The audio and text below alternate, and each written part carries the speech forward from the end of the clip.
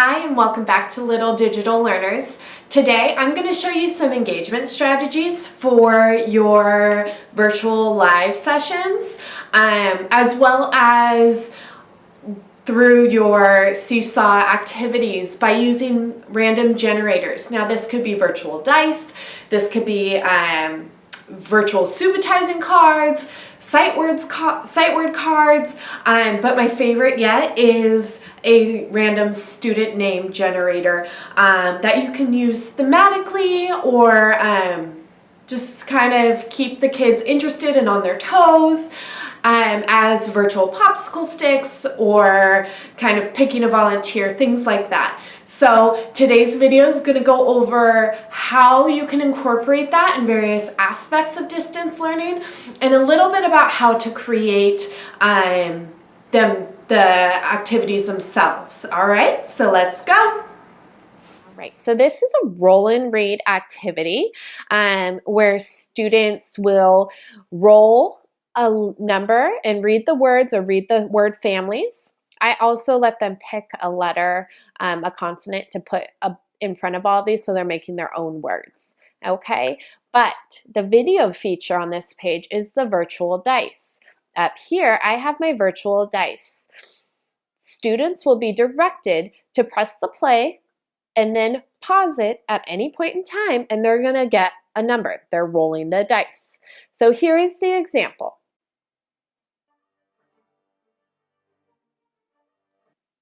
All right, now you can see, and I know the play button kind of gets in the way sometimes, but I can tell that that's the number 6. And then they can read these words and roll again.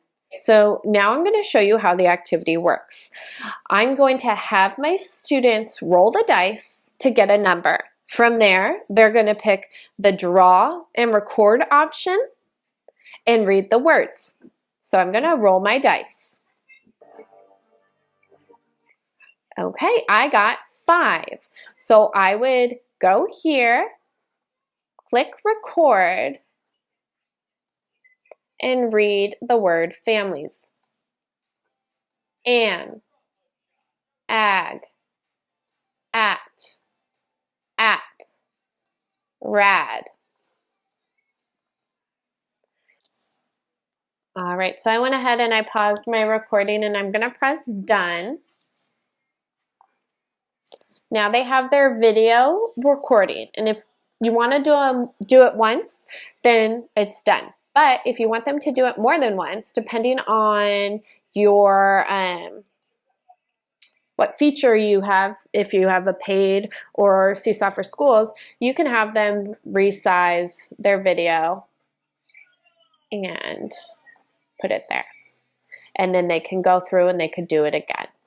Okay, so that is how to use the virtual dice. I also have virtual popsicle sticks that I'm going to show you. And this is something I use during lives for engagement or asking for volunteers. The name generators that I have on my desktop to pull up to use anytime that I want during live Zooms or in any other form that I feel necessary. I've filled them in with my class roster, and I use them for engagement or to ask for volunteers. I personally don't require them to respond if I call on their name, just because I know that gave me anxiety when I was younger, but it gives them the opportunity. And then they can choose whether they have a response or not. We also do a lot of choral response. So the Room 3 generator, I have a couple. I have Who Wants to Talk About It? And I have a pencil. I like to make them thematic so that they are engaging. And let me put that to the side. All right. So in here, you can see I'm in QuickTime Player again, and that's how I save my video files that are small video files for grab and go activities. I also use iMovie for bigger projects, but for these kind of things, I just use QuickTime Player. So this is cool, but my names are covered up. So that's a bummer. And it's kind of messy looking. So I always, anytime I'm using a random generator, I click this button right here and it puts it into the corner of my screen and it's a little bit cleaner. So if I were on with my students and I had some activity or something here, my picture or my live camera would be here, and then whenever I needed, I could press my random generator and I can pick a name.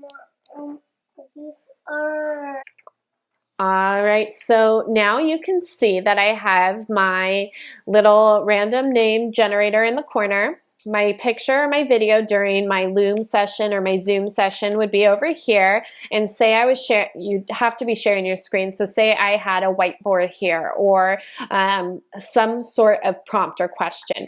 Then I could go to my random name generator and I would press play. And I would randomly stop it whenever I wanted. And it would pick random names. And the kids would, I would say, Jackson, do you want to talk about it?